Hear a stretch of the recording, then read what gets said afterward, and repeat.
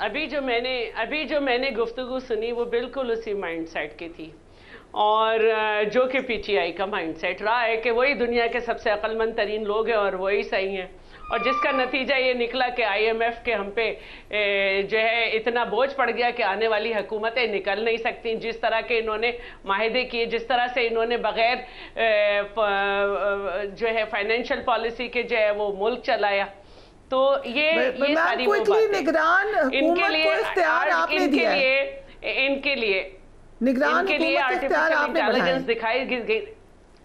इनके लिए artificial intelligence दिखाई गई थी ना, ये थी आर्टिफिशियल इंटेलिजेंस। तो मैं ये कहना चाहती हूँ कि इस तरह के एक्स्ट्रा ऑर्डिनरी हालात इन्होंने माशी कर दिए थे पाकिस्तान के, कि उसको संभालते संभालते बहुत सारी चीज़ें हमें करनी पड़ी, और ये जो इख्तियारात दिए गए दुनिया की नज़र में आप क्रेडिबल नहीं थे। अगर हम 4 महीने के लिए जा रहे हैं या 3 महीने के लिए जा रहे हैं, तो आपके ऊपर लोगों को एतमाद ही नहीं है कि आपके यहाँ जो हुकूमत होगी, वो रियासत जो है आपकी, वो पैसे अदा करेगी दुनिया को या नहीं। और यही मसले थे जिसकी वजह से इन्हें हटाया गया, वरना ये तो खुद अपने कद से गिरने था। इन्हें कहा था आसिफ जरदारी साहब ने। तो हमें बहुत सारे जो इख्तियारात दिए हैं वो इसीलिए दिए हैं कि इस मुल्क की मईशत को चलना है, क्योंकि इन्होंने तो इस काबिल ही नहीं छोड़ा था कि पूरी दुनिया हम पे एतमाद करती है, तो अपने खुदाई खुश हो गए थे कि श्रीलंका बना के चले गए, बारूदी सुरंगें करके चल गए। तो ये इनका खमियाजा है जो हमने किया है, भुगता है, और इनका खमियाजा है जो हम ये करके गए।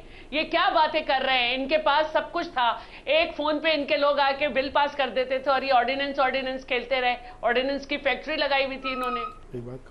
मुझे राना साहब की तरफ जाना है, बट आप जरूर ऐड कर लें। एक बात फिर मैं कह देता हूँ कि शैला रजा साहिबा, आप बात कर रही है पाकिस्तान पीपल्स पार्टी की हिस्ट्री में पाकिस्तान पीपल्स पार्टी इकोनॉमिकली उसने कभी 5.2 रिसेंटली 4.7 से आगे कभी जीडीपी को टच ही नहीं किया। Pakistan Tehreek Insaf just allow me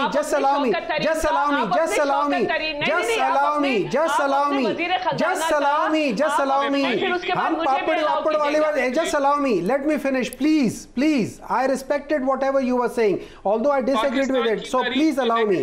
ठीक है, Pakistan Tehreek Insaf is the only political government who achieved twice 6 GDP in spite of corona. जो उसने पूरे मुल्क को 2 साल के लिए पूरी दुनिया में कर दिया। ये वाहिद पॉलिटिकल पार्टी है जिसने 2 साल मुतवातर 6 GDP को टच किया। आप लोग बात क्या चले हो? उनकी बात सुन ले जी।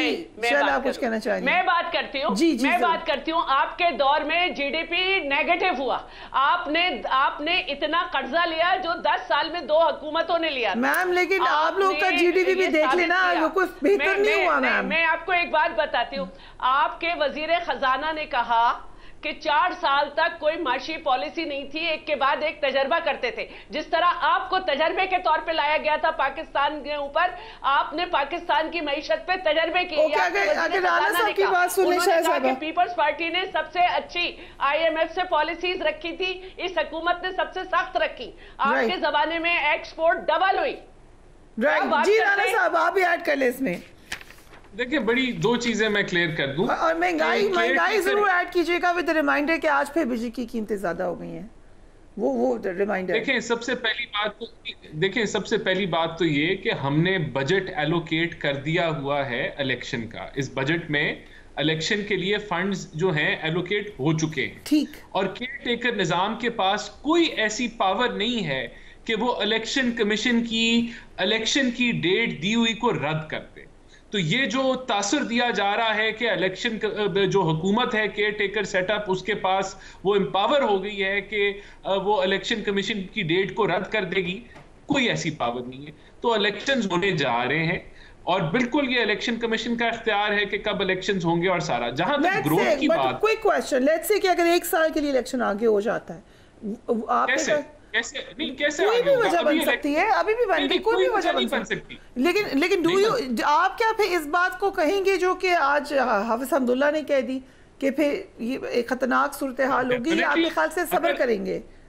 नहीं, अब हाफिज हमदुल्ला ने कोई ऐसी बात नहीं की। उन्होंने कहा फरवरी से अगर इलेक्शन आगे चले जाते हैं, अगर यानी कि डीलिमिटेशन मुकम्मल होने के बाद भी इलेक्शन की डेट नहीं अनाउंस की जाती तो ये काबिल कबूल नहीं होगा। तो ये काबिल कबूल नहीं देखे ना, जब पंजाब में चले गए आगे कुछ नहीं हुआ, खैबर पख्तूनख्वा में चले गए कुछ नहीं हुआ, तो वफाक में क्यों कुछ होगा? नहीं, ये इन दो चीजों का कंपैरिजन बनता ही नहीं है। अव्वल तो पंजाब का ये जो इलेक्शन की डिमांड निकली, ये गैर आईनी फैसले से निकली। 63A की जो गैर आईनी तशरीह की, रीराइटिंग ऑफ कॉन्स्टिट्यूशन किया। फिर आप जो आपने वक्त से पहले नहीं तोड़ी असेंबली। नहीं, देखिए, हमने वो बिल्कुल राइट था तोड़ने का। मकसद ये था कि चारों सूबों में और भी राइट था ना सर, जहां एक तरफ मौक़िफ़ था कि चारों सूबों मैं साबित कर सकती हूँ। अब इकट्ठा होने जा रहा है, कोई वजह नहीं है। इलेक्शन विद इन टाइम होगा। डीलिमिटेशन का प्रोसेस भी आइन का हिस्सा है, एक जरूरत है। वो अगर होती है उसको एक्सपर्टाइट कराएं। अगर वो 2 महीने में होती है उसको 2 महीने में करा दें, हमें कोई इतराज नहीं है। डेट इलेक्शन कमीशन ने देनी है। आरिफ अलवी साहब अपना शौक पूरा करना चाहते हैं, वो शौक पूरा कर ले। पहले वो अपना जो आईनी जो जिम्मेदारियां हैं उनके ऊपर तो वो पूरा उतर नहीं पाए। मेरे ख्याल से उनके जब इम्यूनिटी खत्म हो जाएगी तो उनके खिलाफ भी कार्रवाई होगी कि किस तरीके से गैर जिम्मेदारी। अगर इलेक्शन डिले हुए तो सिर्फ एक काम होगा, बाज लोग लंदन से नहीं आएंगे। आपके लिए मियां साहब लंदन से नहीं आएंगे, उनके जो डॉक्टर है ना, वो इलेक्शन को देखते हुए उनकी बताएगा तबीयत ठीक है या नहीं है। वो पूरी दुनिया में फिर सकते हैं, पाकिस्तान आते हुए उनकी तबीयत खराब हो जाती है। आप मियां साहब, बड़े मियां साहब की बात करें, छोटे मियां भी चलेंगे। शहजाद अकबर और शहजाद गिल आ जाएंगे। मुझे क्या पता, उनको पकड़े दोबारा। आप लोग तो वैसे भी सबको पकड़ने के वो लोग दोबारा आ जाएंगे। अच्छा ठीक है। और मुझे क्या करें, आप लोग हर एक को पकड़ने के चक्रों में, हर वो बंदा जो पीटीआई के साथ है जिसने झंडा पकड़ा हुआ है, आप उसको पकड़ रहे हैं। आपको तो नहीं पकड़ा, ऐसे तो ना कहे। अभी देखिए, स्पीकर साहब खुर्शीद शाह, शर्जील इनाम मेमन और सारे पंजाब के दूसरे, ये तो कुछ हुआ ही नहीं। फिर जनाब मोहतरमा फरियाल साहिबा, सब कुछ ऐसा तो कुछ हुआ ही नहीं आपके साथ। आपसे तो कोई सियासी इंतकाम ले ही नहीं रहा।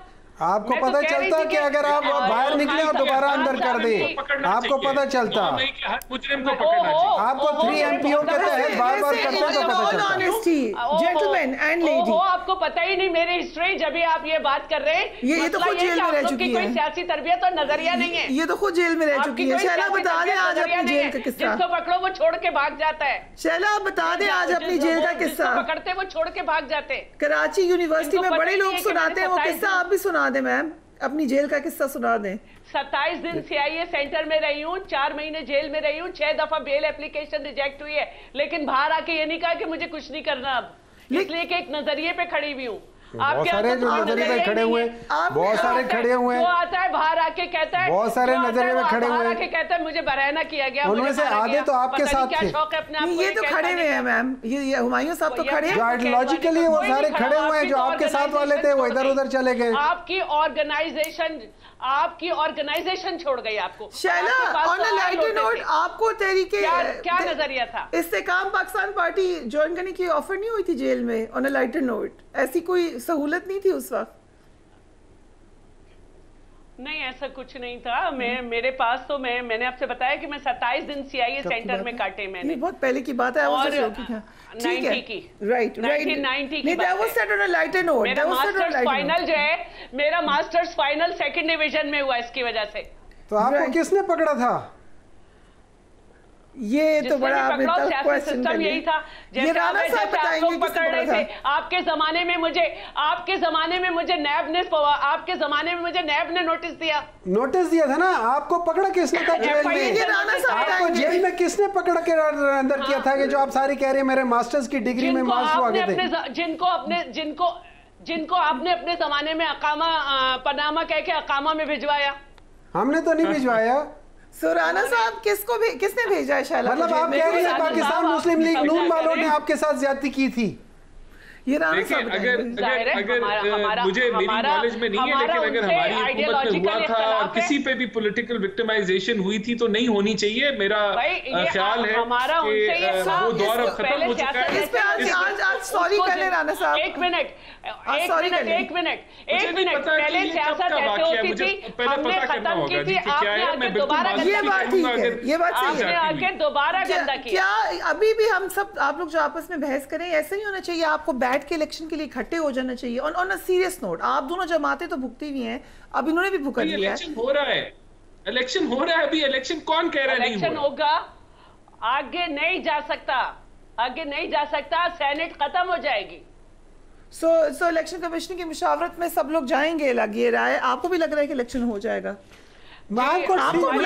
मुझे सीरियस डाउट्स हैं। मुझे सीरियस डाउट इसलिए कि जो बिल पास हुए हैं, खासतौर पे जो इलेक्शन कमीशन का और जो इलेक्शन एक्ट जो पास हुआ है, और ये याद रखें इलेक्शन एक्ट में जो 230 को जिस तरीके से अंदर छुपा के निकालने की कोशिश कर रहे थे, उससे नियतें नजर आ रही थी। अच्छा, एक और बड़ी बात है कि वो सारे नेशनल असेंबली से यूनानिमसली पास हो रहे हैं, जिसमें पीपल्स पार्टी जिसमें सारे हैं, और सेनेट में आके वो बाज इंडिविजुअल जो हैं वो उसको करते हैं, लेकिन जब वोटिंग की बारी आती है तो ये सारे उसके हक में वोट दे देते हैं। सो ये बेसिकली बोलने की हद तक ये उसके खिलाफ बोल रहे हैं, लेकिन अंदर से ये सारे उनके साथ हैं।